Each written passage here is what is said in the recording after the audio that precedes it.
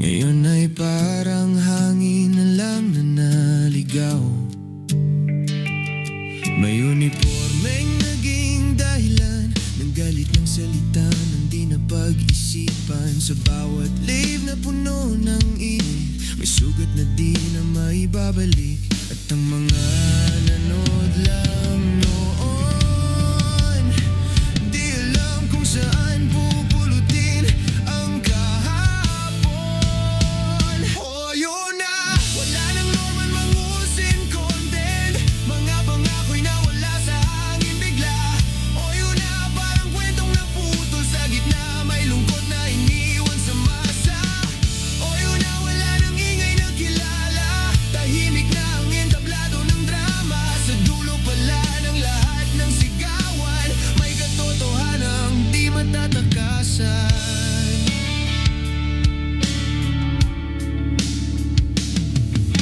Mga salitang binitawan noon, parang bato na bumalik sa kahon. Mga kaaway na pinagawa na lang, ngayon ay multo na ng nakaraan. Sa social media na parang entablado, lahat ng galit ay lumaking totoo. Pero ang mundo ay di laro lang, may hangganan ng bawat laban.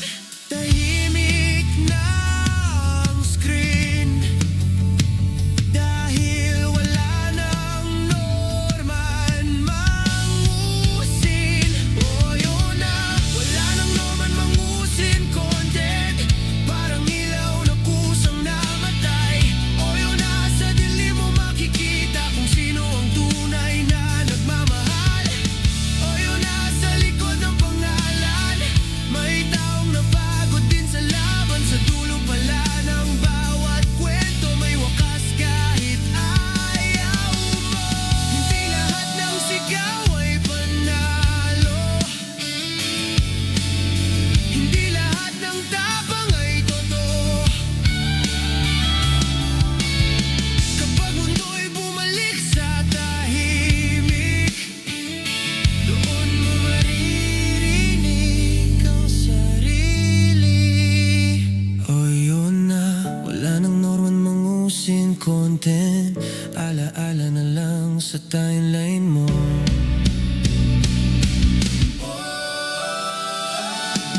yun na, wala na norman mangusin content. Alaala na lang sa timeline mo. Oh, yun na, parang bagyong lumipas, may bakas pero wala nang unos. Oh, yun na, kung may aral mang dala, yan ay huwag kalimutan sana. Ang respeto'y di dapat nawawala, kahit sino ka pa sa mata ng madla.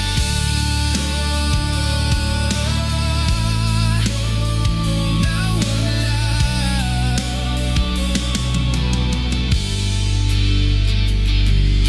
Tahimik na ang screen, dahil wala nang norman mangusin. Alright, mga ka-plastic, and this is me again, Pixu, right back at it again with another Norman Mangusing content. At isang dekalibre at gatas na gatas hanggang sa dugo na ang lumabas ang ating tatalakay ngayong araw na ito o gabi sa inyong lugar.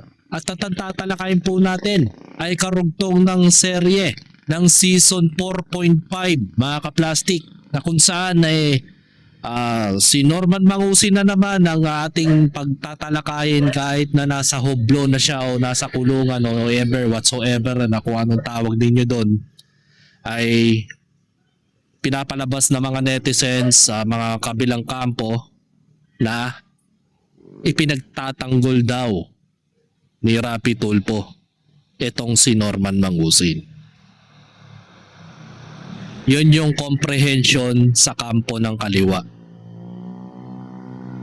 Hindi nila kasi nilalawakan ng kanilang kaisipan, mga ka-plastic, yung the biggest picture hindi yun yung tinitignan ni Rapi Tulfo o yung idol nila. Siyempre, ang isang tao kapag ikaw ay hindi pabor sa iyo yung sitwasyon, even si Puginius ay nanggigil. Ang ginawa ni Puginius, pinagpo-post niya yung mga past contents o mga past mga anomalies daw ni Rapi Tulfo about sa mga dating asawa o mga nagrereklamong mga netizens na nagsusumbong kay Rapi Tulfo pero nire-reject. Alam ko yun. Alam ko yung istorya na yun. Kaya maging ako man, mga kaplastik, ay hindi rin ako pabor kay Rapi Tulfo dun sa mga ginawa niya dati.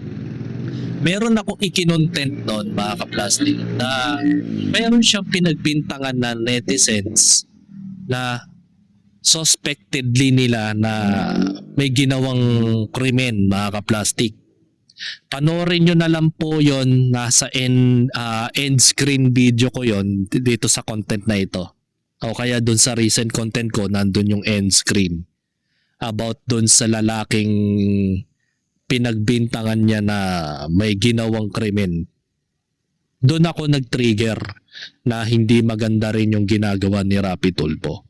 At the same time, yung kanyang anak, mga kaplastik, ay sangkot di umano sa mga kinamal ng flood control project.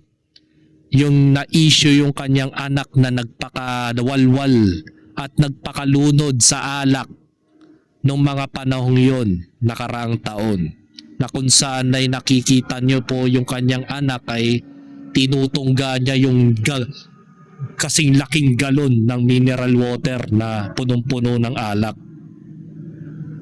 At gumastos lang naman siya doon ng humigit kumulang 7 million pesos sa loob ng isang gabi lamang. So hindi natin nakakalimutan syempre ang mga negative about kay Rapi Tulfo. Pero yung pinupunto natin dito, mga kaplastik, hindi para pumanig kay Culaong at hindi para pumanig kay Rapi Tulfo. Ang pinupunto kasi ni Rapi Tulfo doon sa nangyari ay nagmistulang peryahan ang mismong presinto ng PNP na nakaabang na ang mga vlogger na usisero na nakikipag-dick ride para magkaroon din ng kanilang mga views sa kanilang mga channel, na personal talaga silang pumunta ron dahil ine-expect nila dahil sa mababang IQ nila na pupunta sila doon, nakala nila lalabas si Culaong doon. Yun ang expectations nila pero nagkamali sila ng akala. Kaya ang ginawa nila, nag-iingay sila doon, gumawa sila ng banda at ang pinaka gumastos doon ay ang pamilyang Lopez, which is yung asawa ng prestiyosong social media influencer na si Boss MG. Kaya nga maraming netizens ang nagsabi, hindi ako hindi galing sa bibig ko yon. Nabasa ko yon na nagmistulang circus ang teleserye ng pag-aresto ng mga PNP against kay Culaong. Na dapat ginagawa yon informal way. Diba? So ngayon gumawa sa etong araw na ito, February 27, gumawa na naman tong si Makagago WhatsApp man ng kanyang content about daw na masamarise daw ni Rapi Tulfo. O masamarise ni Makagago WhatsApp man para kay Rapi Tulfo kung bakit para ipaintindi mismo kay Rapi Tulfo yung mga nangyari from the start until this moment na to, na makikita ninyo, mga kaplastik, na Nagsimula ito nung dinokumentary ni Makagago Whatsappman about si Norman Mangusin bagkus kalalaya lang pala ni Norman noon that time. Bago mag-October, September nakalaya daw. Ngayon, dinokumentary naman ni Makagago Whatsappman itong si Norman Mangusin at umabot ng mga 2 contents yun mga kaplastic. So yun, hanggang sa may nag-comment sa live stream ni Norman Mangusin na kung saan sinabi ng netizens mali pa yung pagkaka-appraisal doon sa comment ng netizens kay Norman Mangusin sa live stream niya nung ang kanyang YouTube channel before is FLM Comeback YouTube channel. Ang sabi niya doon, sabi ng comments, Boss FLM, tinira ka ni Makagago, ano masasabi mo? Ang reply ang sagot ni Norman Mangusin, wala daw siyang pakialam doon. Kaya nga gago 'di ba? Sabi niya. Kaya nga gago bla bla bla, yan, something like that. Hanggang sa umabot sa punto na sinabi ni Norman Mangusin na duwag yun, walang bayag yun, something like that. Doon na nag-trigger si Makagago, ginawan niya ng sequence video na kung saan sinabi ni Makagago Whatsappman sa video niya na hinahamon niya itong si Norman Mangusin one-on-one sa Battle of the YouTubers, mga kaplastik. Hanggang sa umabot sa punto na nagpasaringan na yung dalawa, kaliwat kanan, nirebatan na naman ni Norman Mangusin, nirebatan naman ni Makagago, hanggang sa umabot na sa puntong nagkademandahan na. Yun na yun, alam ko naman yung istorya na yun naintindihan ko si Makagago sa part na yun na ipinaglalaban niya para sa mga OFW. Mga kaplastik. Pinaglalaban niya hindi lang para sa mga OFW at para sa mga dating mga naging kasama ni Norman Mangusin na niloko din niya at the same time. Hanggang sa umabot sa punto na yung araw na ito, February 24, he has been arrested by PNP under CIDG Napolcom in Paranaque Sheraton Hotel. In Pasay pala, Sheraton Hotel. Bandang alas 11 ng umaga. At the same time, nagkaroon ng parang komosyon doon na may something na may sinabi doon Basta meron doon na parang kakasuhan ni Ralph Carninisan na obstruction of justice on. So hindi ko ma-gets yung bakit naging obstruction of justice. Sige, nung mga araw na yon parang sinira ata yung ebidensya o parang hinaharang ang mga kapulisan na arestuhin si Norman. Ayun. Tama yun. Yun. And then, mga kaplastik, nung inaresto na si Norman Mangusin, mga bandang alas 2 ata yun, biglang nagpa-press conference itong si Ralph Carninisan. Doon na nagsimula yung punto na sandamakmak na media networks yung nakaharap sa kanya. At doon na nagkaroon ng mind-blowing itong si Norman Mangusin na parang hindi na makatarungan sa kanya yon. Ngayon, ang pinupunto kasi ni Makagago doon, kumpara naman doon sa, na let's say na naaawa kayo kay Norman Mangusin sa puntong yun. Pero hindi ka ba naawa sa mga na-interview ni Makagago? Sa mga dati niyang mga inagrabyado ni Norman? Kung papaano nila nilamangan ng milyong-milyong piso. Nandun na tayo. Ang mali lang doon mga kaplastik, hindi pa naman siya na po-proven in guilty. Eto, meron kasi nag-opinion.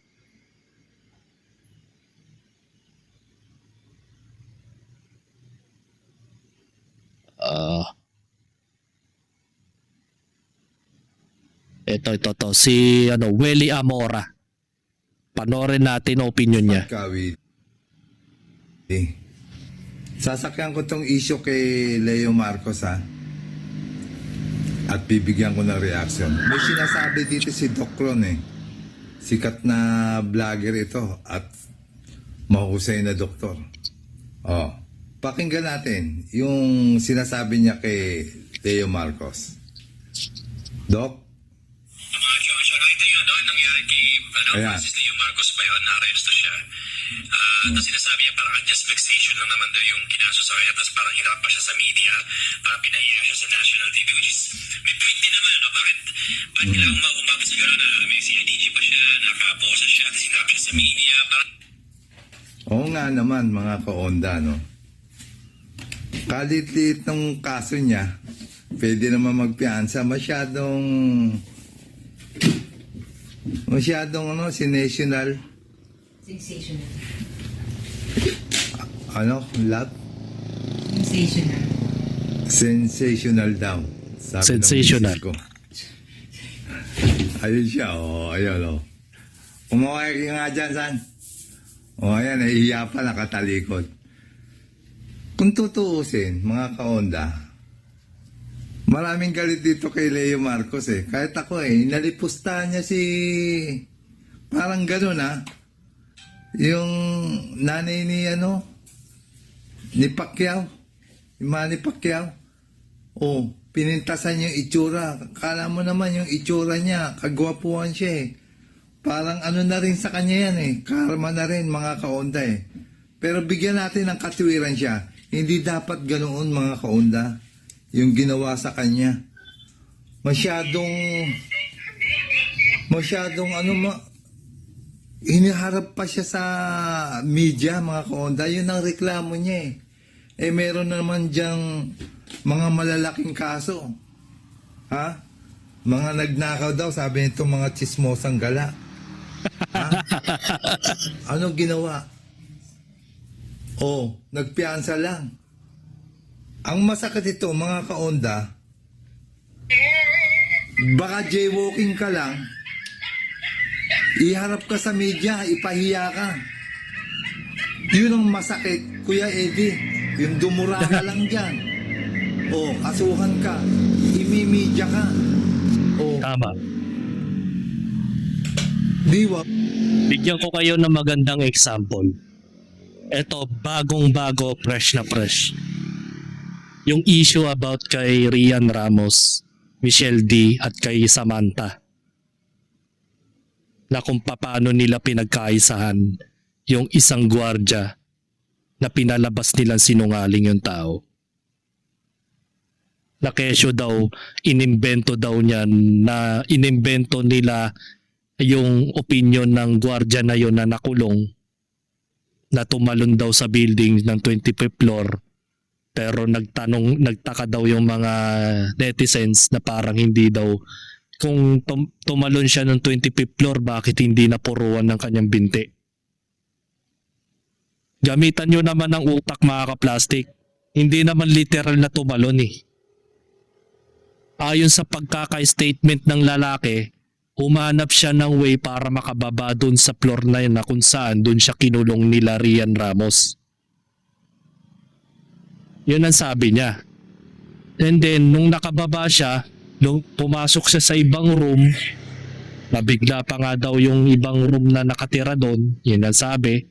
Then paglabas niya, inabangan na daw siya ng isa sa mga gwardya na dadakip sa kanya. Isa sa mga bodyguard ni Rian, ni Michelle D. Inabangan na siya sa bungan. Then ibinalikdan uli daw sa taas. Tapos, yun, ang kagandaan doon mga ka-plastic, naka-blurred yung mukha ng tinuring nilang suspect.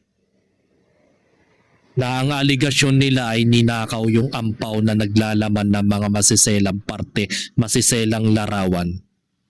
Mabuti nga, billionaire yung mukha ng taong yun eh. At least nagkaroon ng konting justification yung taong yun kahit na hindi pa naman napapatunayan na may sala yung tao eh.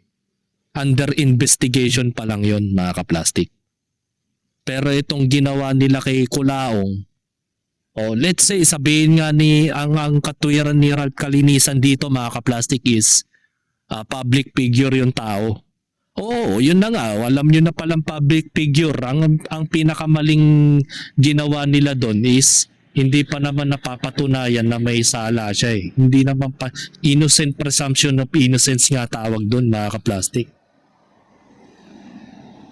Tapos justification na agad nila. Prinovoke nila at pinahiya pa nila makagago at ang asawa niya na sinabuyan pa ng hampas lupa on Philippine television na dinerty finger pa nila.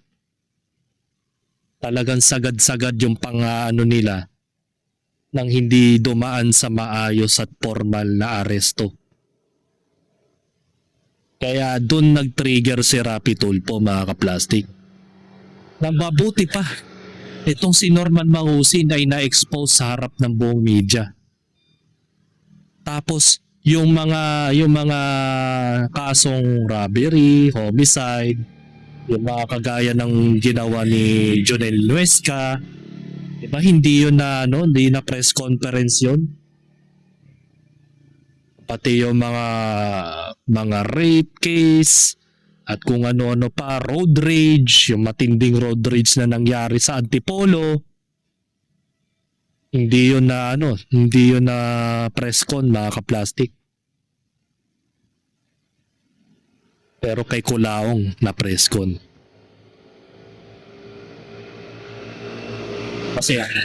Kasi ang tinitignan ng mga netizens kagaya ni Sir Welly Amora, unjust vexation lang naman pala ang kanyang isinampang kaso. Pero kung harap-harapin nila yung tao, parang nakaapatay ng 1 milyong katao.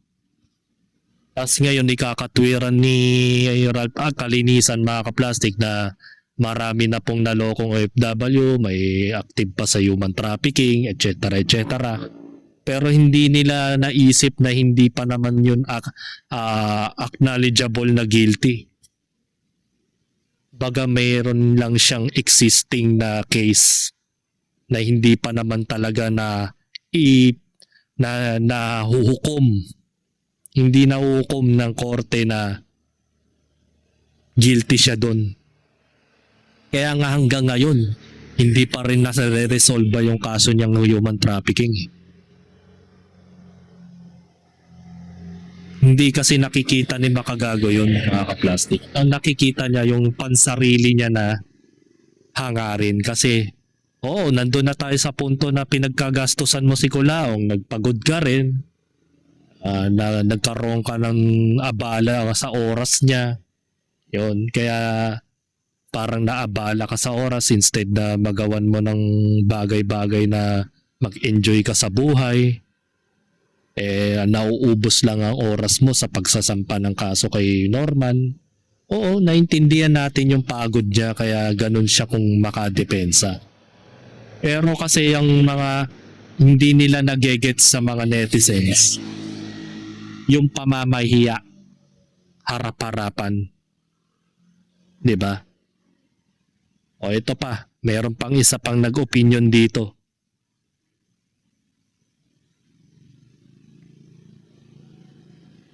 Ito. Ang pinsan ko po ay isang vlogger at hinuli siya ng mga pulis para sa kasong unjust vexation. Matapos arestuhin, iprinisinta po siya sa media. Tama po ba ang ginawa nilang ito? Ang pagpapakita sa media ng mga inaresto tulad ng pinsan mo na vlogger ay hindi tama. Lahat ng tao, kahit na sikat, ay may karapatan sa presumption of innocence. Hindi dapat sila husgahan ng publiko bago pa man mapatunayan ang kanilang pagkakasala sa korte. Diba malinaw na malinaw mga ka-plastic. Presumption of innocence yung nilabag nila. Hindi pa naman nahuhusgahan ng korte o ng husgado na guilty siya. Pero kung ganyan-ganyanin nila yung tao, parang sila na yung sila na yung judge, sila na yung sila na yung korte. 'Di ba? Na overuse yung justice system nila. And that's the reason why kung bakit hindi gaanong pinatulan ng mga elite na tao yung alok ng interview ng sikat na vlogger. Pero yun, ang balita ko daw mga ka-plastic, magsasampa na raw ng kaso itong si Manny Pacquiao against sa hingi kay Norman Mangusin. Ito po yun.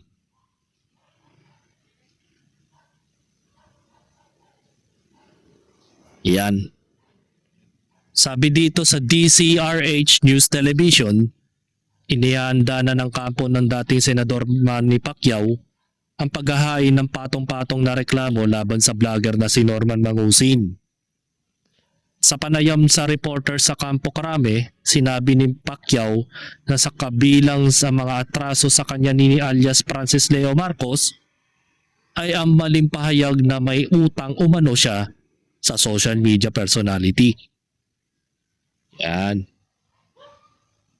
Yan yung kanyang isasampang kaso. Yung maling paratang niya na may utang siya umano kay Norman Mangusin.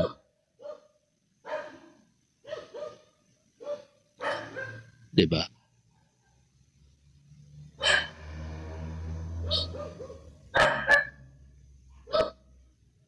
At ito pa, meron pa. Base sa post ni Makagago. Ayan. Former Senator and boxing icon Manny Pacquiao on Friday said on Friday that he is preparing to file multiple complaints against arrested blogger Norman Mangusin. Interviewed on Super Radio DCWB, Pacquiao accused the blogger of spreading false information and deceiving the public. Pacquiao did not yet disclosure and specific charges he intends to file. So, ibig sabihin nun, yun na nga, magsasampa ng kaso si Manny Pacquiao dahil sa maling akusasyon niya na may utang nga siya kay Norman Mangusin na 2.8 billion. Grabe naman yun. Tapos, isa pa doon yung panglalait niya sa itsura ni Mami Junisha, mga ka-plastic. Kasama na yun. So, ang mangyayari doon, oral defamation or cyber libel. Yun lang naman ang mga kaso ni Manny Pacquiao doon eh. Related on in this issue about kay Manny Pacquiao para kay Norman Mangusin. So magtungo naman tayo sa kalagayan ni Norman. Baga, ito na po.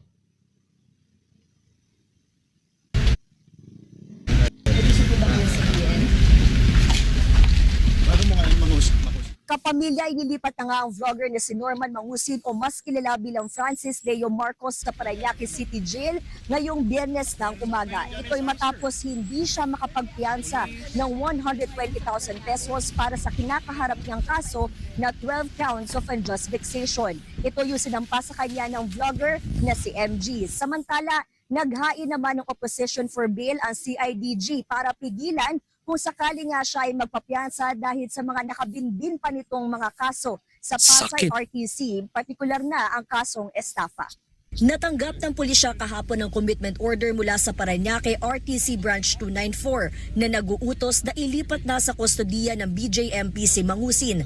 Ayon kay Police Colonel John Giyagi, hepe ng CIDG NCR, otomatikong naglalabas ng commitment order ang korte kapag naibalik na ng mga otoridad ang kopya ng warrant of arrest bilang patunay na naipatupad na ito. Sinabi rin ni Giyagi na naghain ng CIDG ng opposition for bail noong Miyerkules. Ngunit hanggang ngayon ay wala pa umanong tugon ng korte kaugnay dito. Dahil dito Yun. Base nga dito sa balita, hindi na siya pinapayagan ng CIDG na makapagpiyansa gawa ng meron pa po siyang follow-up case na lalabas pa. Hindi pa yon tapos. Makapag-bail man siya ng 120,000 pesos against dun sa unjust vexation case, ay meron pa pong follow-up case na darating pa sa kanya.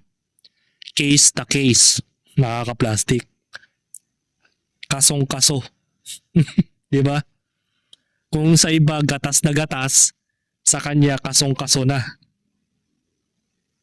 Diba? Natadtad na siya ng kaso para sisiguraduhin na talaga na hindi na siya makakapagpiyansa pa. At the same time, ang tawag dito, fully secured na siya ng CIDG PNP dahil binagbabawal na rin po siya na bigyan ng kahit anong bagay tulad ng kulambo base sa nabalitaan ko sa social media na nagdala ng kulambo itong si Casper. Mamaya papakita natin yon. Ituloy lang natin muna tong video. Ipinagtataka ng mga otoridad kung bakit hindi nakapagpiyasa si Mangusin sa kabila ng pagkakaroon ng pagkakataon na gawin ito. Hindi naman siya nakapag-bail. Until now, alangan namin kahapon maayos niya. But unfortunately, for unknown reason, ay hindi siya nakapag-bail. Ang bail naman lang niya for 12 counts is 120,000 pesos. So, it's either may problema sa documentation niya or wala siyang pampiyansa. Pero Chief, nag-file po kayo ng opposition para po dun sa pagbabail niya. Pwede po kayo ng detalye. Well, yes, meron tayo. Dahil akala nga natin makakapag-bail siya. No? Ang opposition natin kasi marami pong nakabinding na kaso niya. Tapos, so inaano natin na meron ng mga kasunod agad. So we nagpa-receive tayo dun sa korte kaso wala naman pa silang response doon. Sana yung ano ko sa kanya is yung pagbablog niya, yung pag-ano niya is sana huwag mambabastos ng mga organization, leaders that are sasampalin niya and then he's making a mockery of the organization. Sana maging aral sa kanya yan.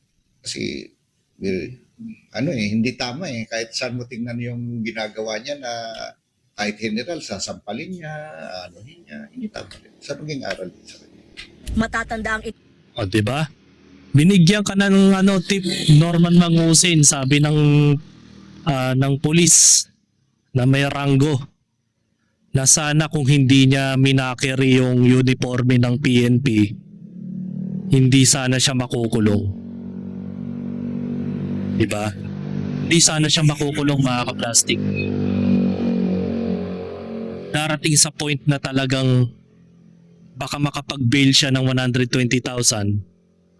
Kung halimbawa man na si Makagago gaya nga ng sa recent content niya na hinainan niya ng warrant tong si Norman Mangusin that time.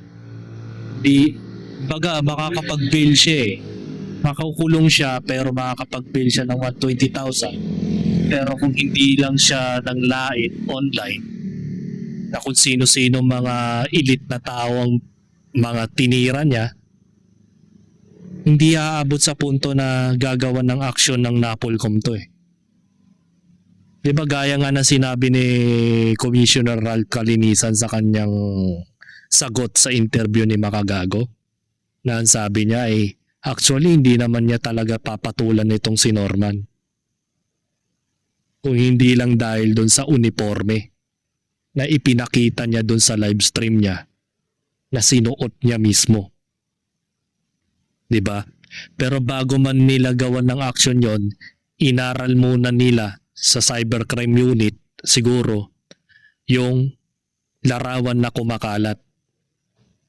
Pina-identify nila siguro sa AI kung peke o authentic yung larawan para na sa gayon at least hindi sila madisgrasya.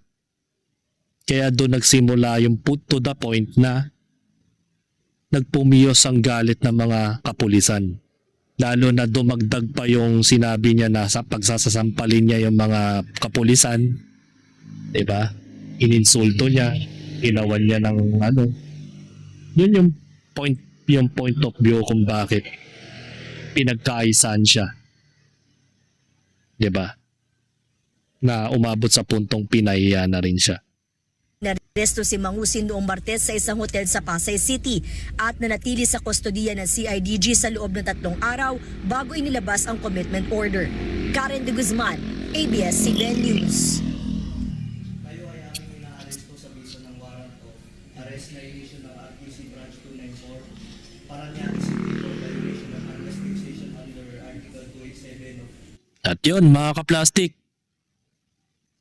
yun na nga yun.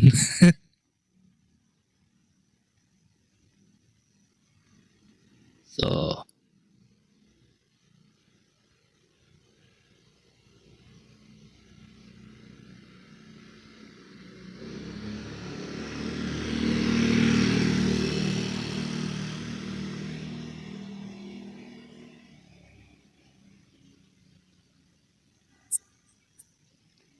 ito yun sinasabi ko mga kaplastik.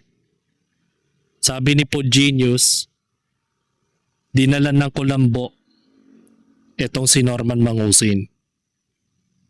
Diba? Pero hindi siya pinayagan yata ng PNP. O ng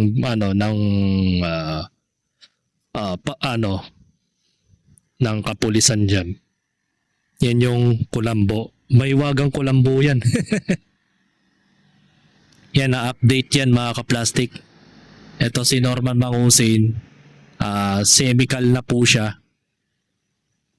Yan. May dalang kulambo si Casper, dinalhan. Para may banig pa ata no?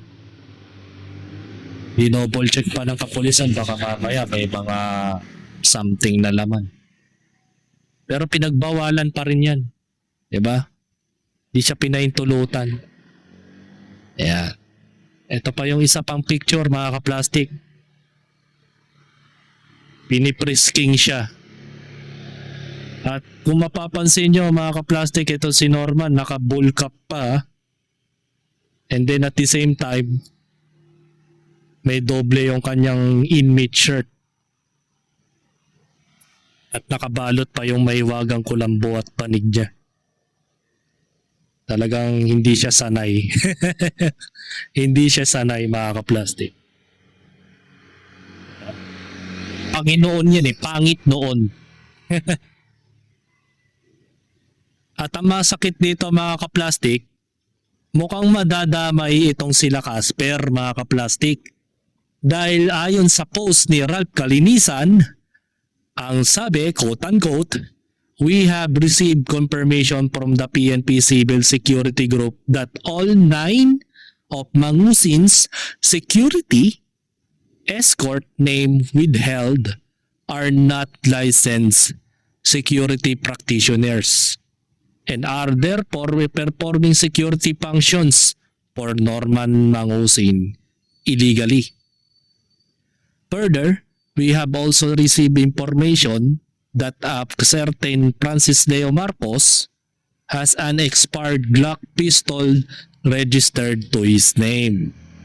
It expired last September 2017. Nako po.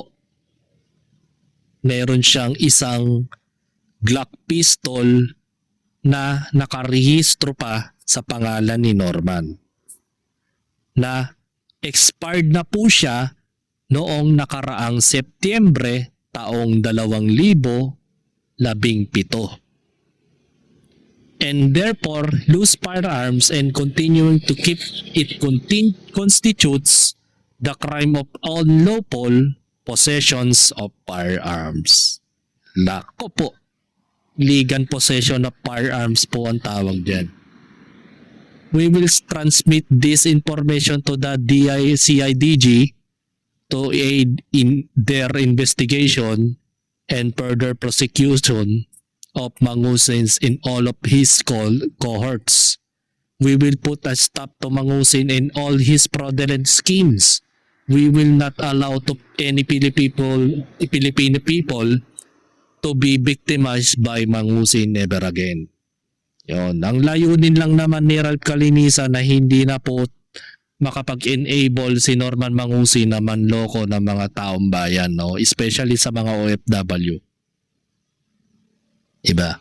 At nanganganib itong si Casper, may possibility na madamay sa kinasasangkutan ni Norman. Yari ka.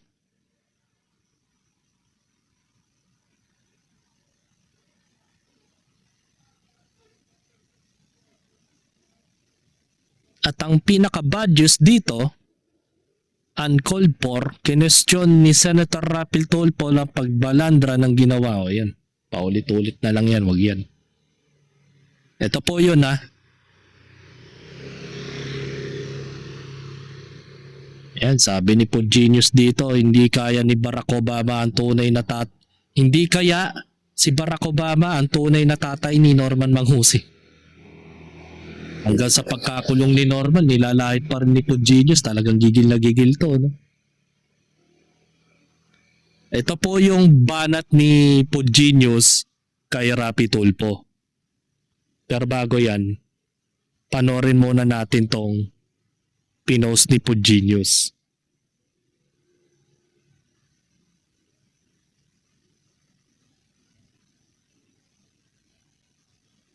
Ito. Dumapo naman tayo doon sa katanungan ng iba, saan ba galing ang pera ni Francis Leo Marcos? Anong pakialam nyo kung saan galing ang pera niya? Kung siya namimigay ng tulong sa nangangailangan, lalo sa mga hindang kababayan, so be it. Ingit lang kayo. Ha? Kung natatandaan yung mga ka-plastic, sinabi ni Rapi Tulfo in action dun sa video niya na hindi daw niya kilala itong mayabang na vlogger. Mayabang na vlogger ang tawag niya doon, mga ka-plastic. Okay. Kaya ko muna sabi yan kasi kumalat po sa social media and some people came to me and asked me those questions na bakit ganon. Meron po kasi, I'm not gonna mention the name of the guy. I think vlogger siya. At may kayabangan nga siya, kung tutusin, maraming asal sa kanya. Pero I think it was uncalled for na ginawa po ng CIDG na binalanda yung pagmumukha niya at pinabayaan pa yung komplena na pagmumurahin siya at insultuhin siya. Samantalang yung kanya pong kaso ay unjust fixation lamang na napakababaw. Sana naman sa yung mga rape, kidnapping, bank robbery.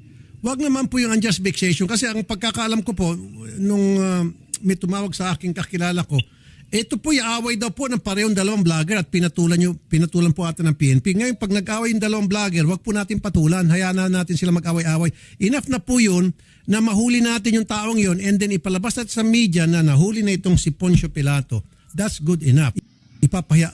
Again, I don't know the guy. I haven't met the guy. Even ako nayayabahan ako sa tao na yun. Kasi Kung napanood nyo yung live stream niya kahapon. Tapos ngayon, makikita dito sa video na ito na dinepensaan niya itong si Norman Mangusin na anong pakialam ng mga netizens o ng mga kumakalaban kay Norman kung saan galing ang mga yaman ni Norman. What the hell? Kaya nga from the start pa lang ayoko na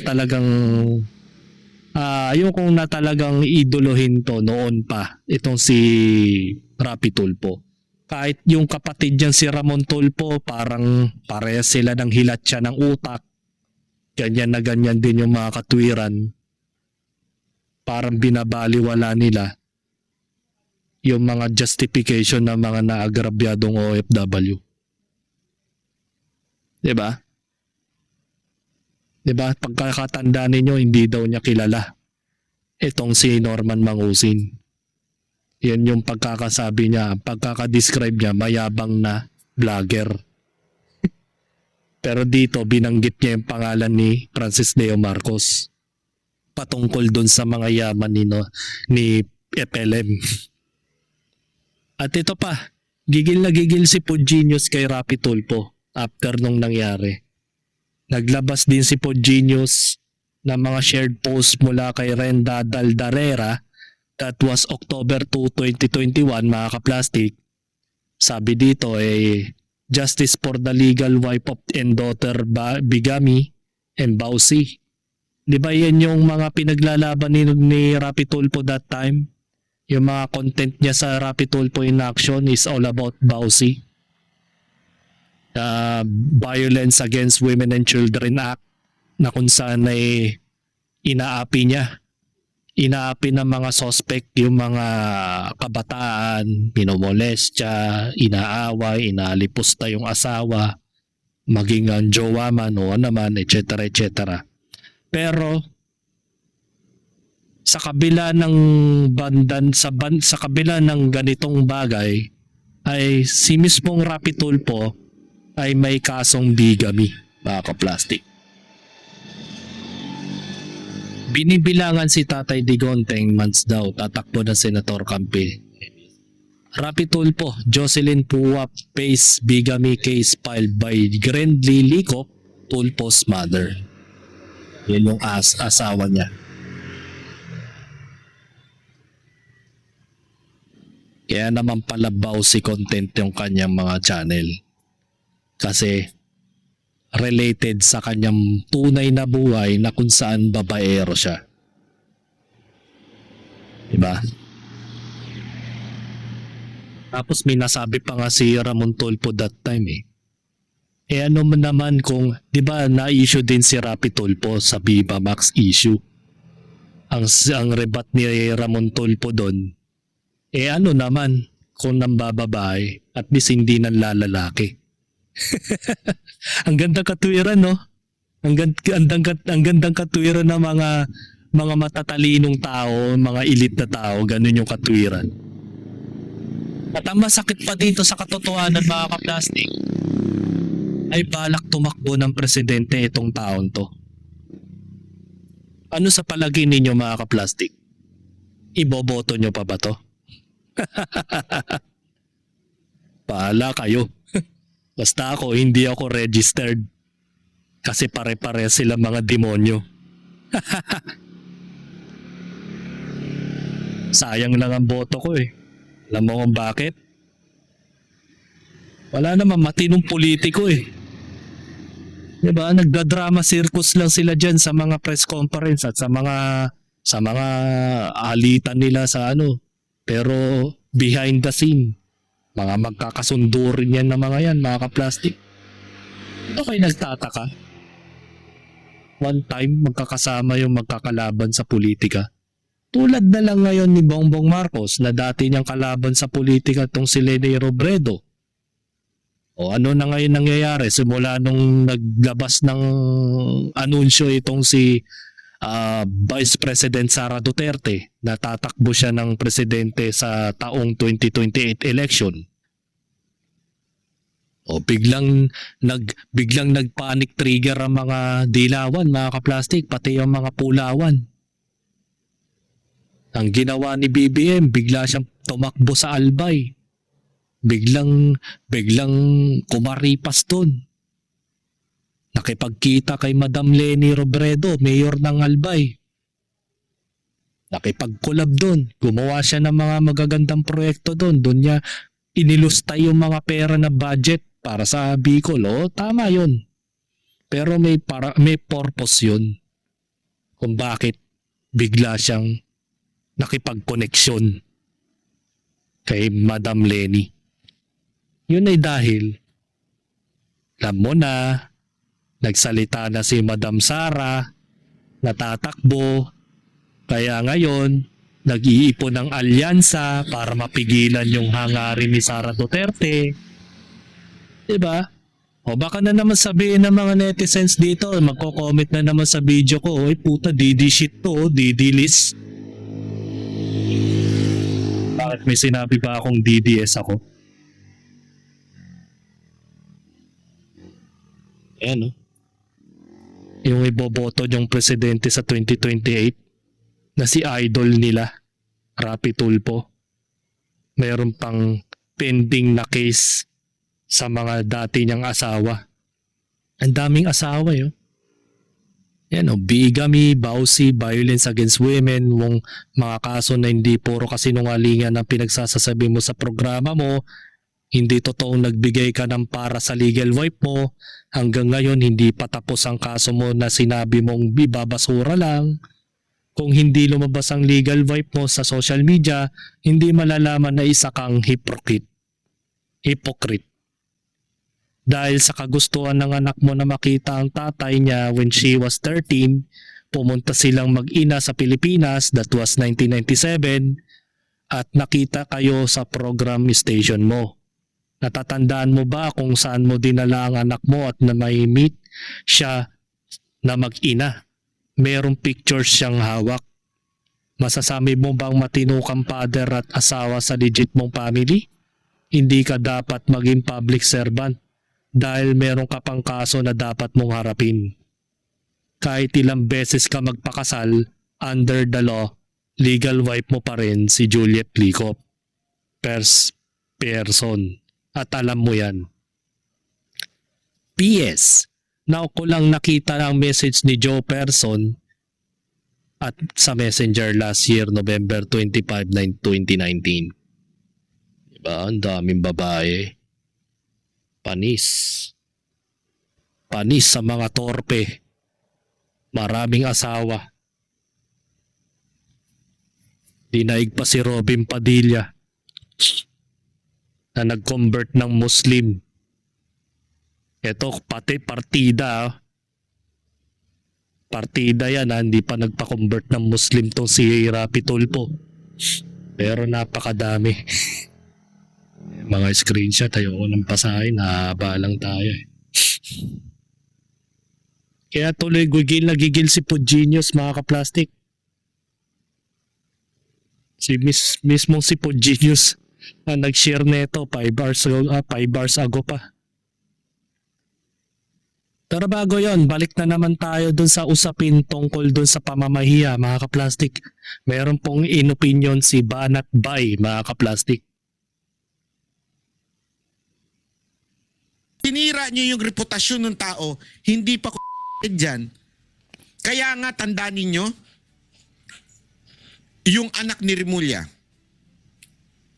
na nahulihan, di ba binler nyo ang muka? Bakit? Kasi ang dahilan ninyo, hindi pa naman yung tao. O tama, hindi naman talaga siya pa at napawalang sala siya. Correct. O so binler ninyo. Pero ang kaso nun, ito, hindi nyo binler. Nilabas nyo pa, pinresinta at ito pa pinakamatindi. Akin niya, forgivable pa yung ipresenta mo siya eh. Forgivable pa kahit pa paano, mapapatawad pa kayo dun. Pero yung ilagay nyo si Maka doon at tatalakan ni Maka. Asan sa libro yan? Asan sa rules and regulation yan?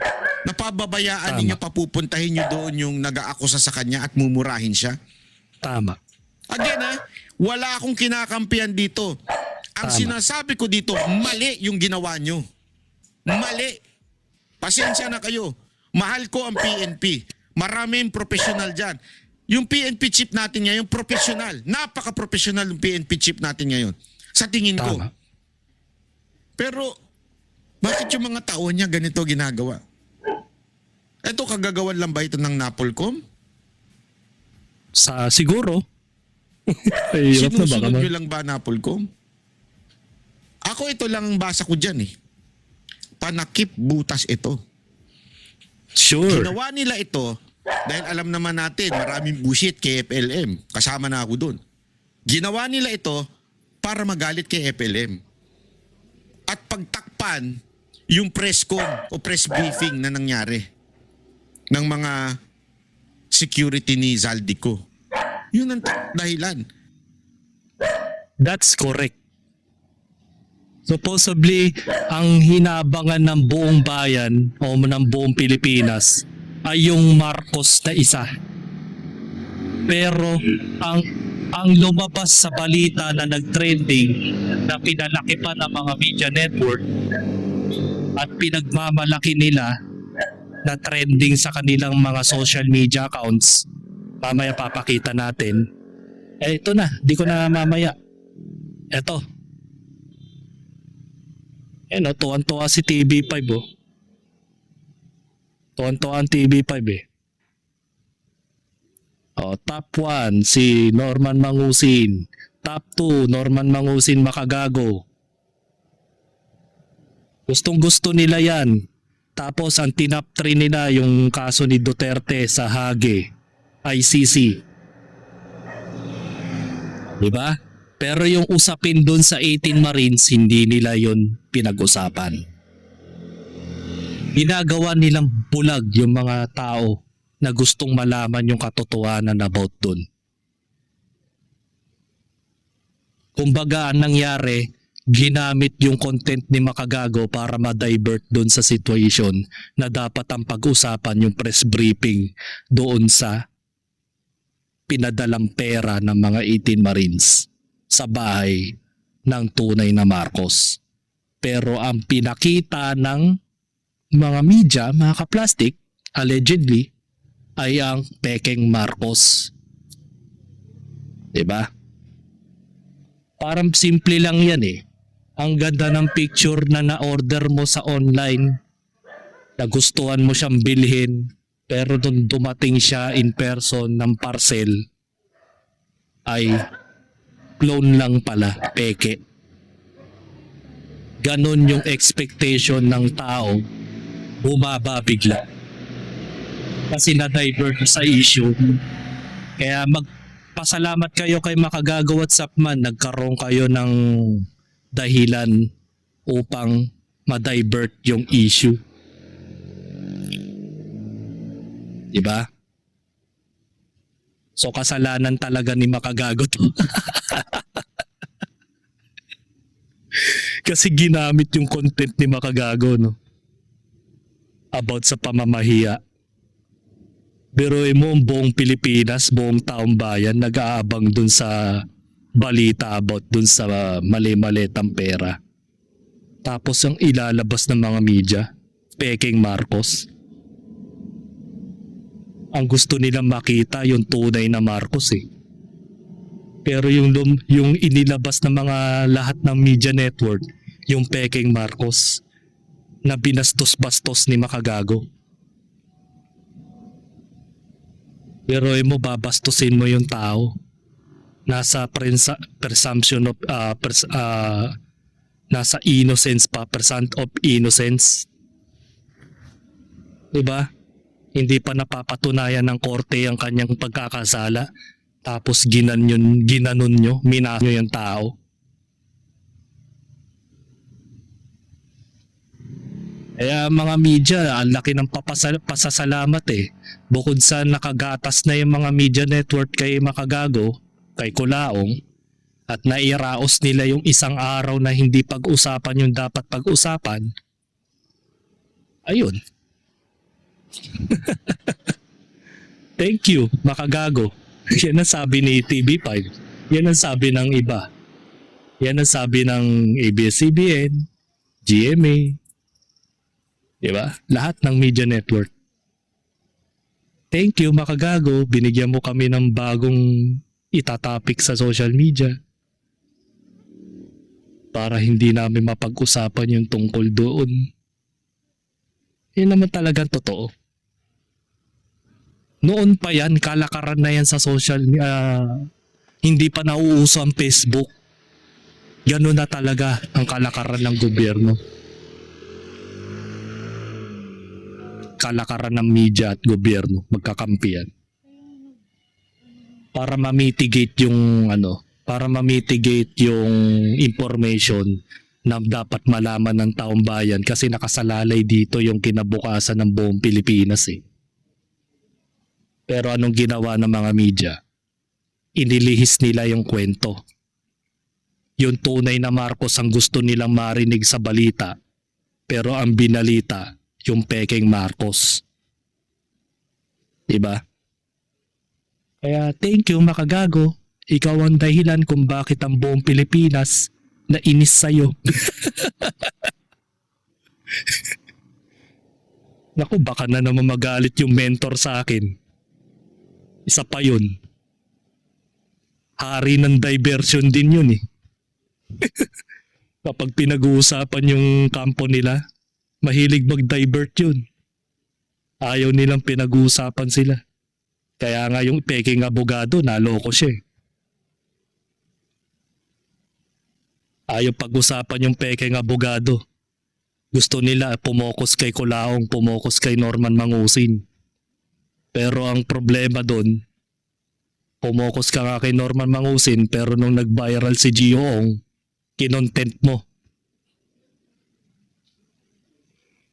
Katwiran niya side hustle. Side quest pala. Side quest daw yung katwiran niya doon. Pero yung dapat na expectation ng mga tao na pag-usapan yung peking abogado, hindi niya pinag-usapan yun. Kasi meron daw tinatawag na Data Privacy Act. Yun yung katwiran ng ng mentor niya Data Privacy Act.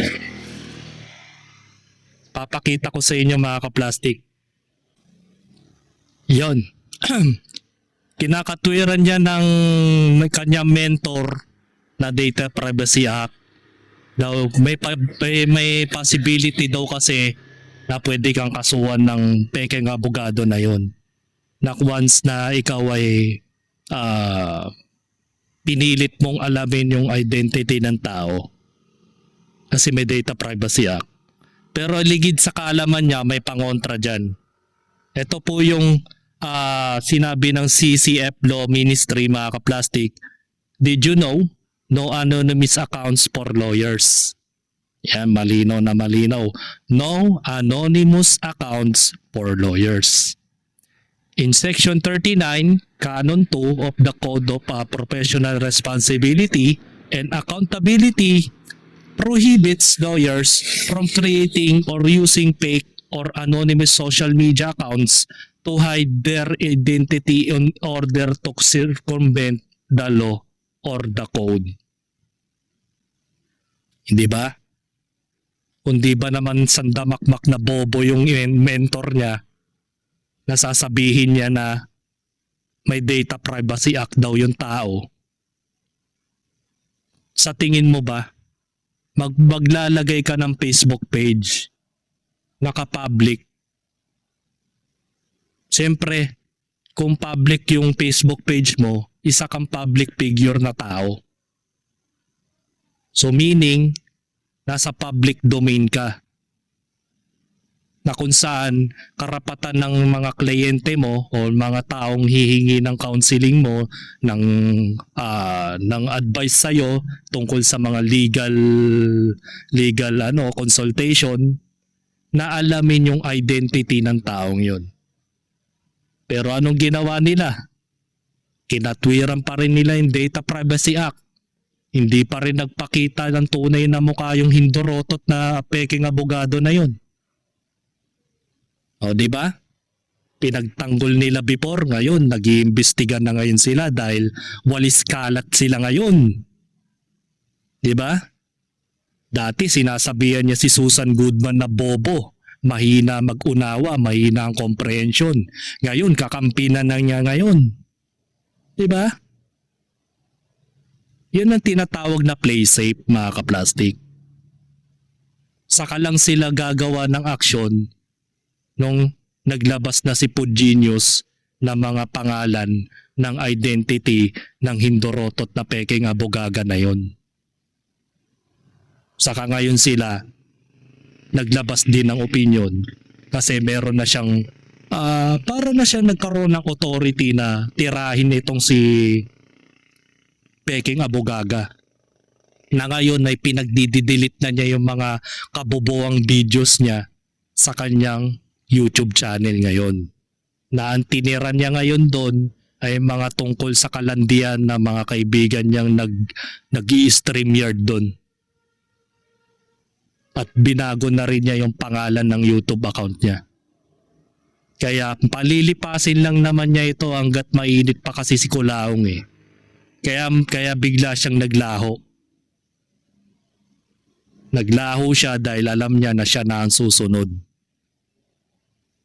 Pero mo, public figure, sasabihin mo, walang karapatang alamin ang identity ng taong na yun. Eh meron tayong tinatawag na Section 39 Canon 2 of the Code of Professionals. Diba tanga? Linis kalat si mentor. Tatawagin pa niya akong bobo.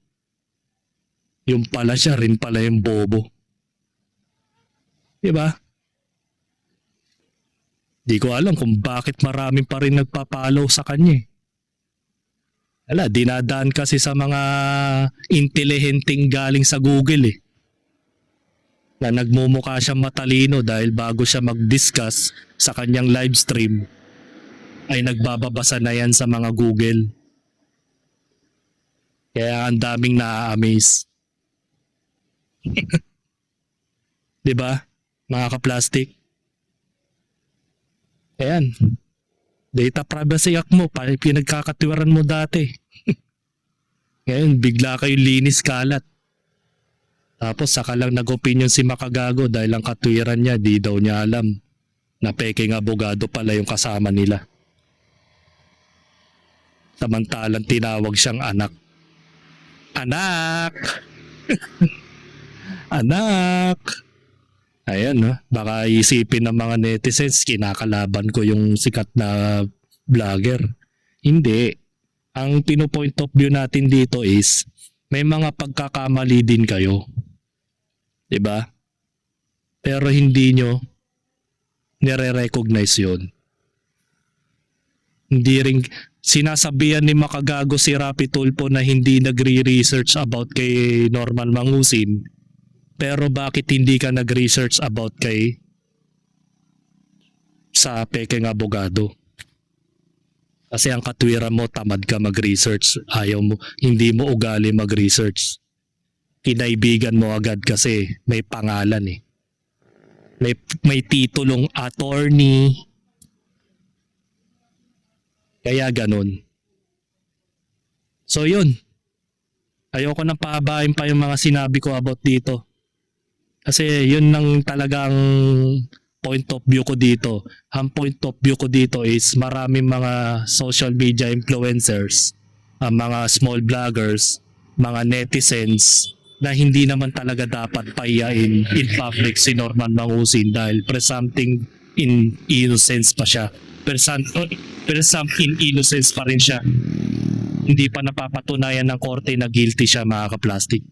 Pero kung pahiyain nila at the same time sa mga national TV networks na bastos-bastusin mo yung mga tao, ay hindi pa rin talaga matuturing nakarespeto ang tao yung mga ganung bagay.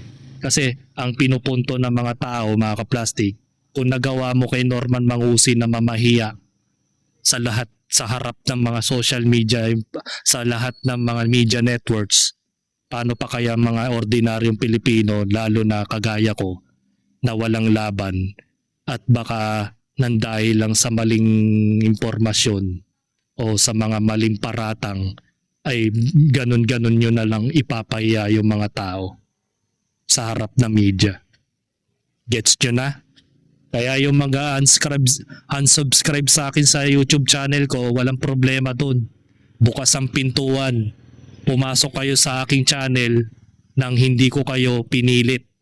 Hindi ko rin kayo pinipilit na magstay sa akin.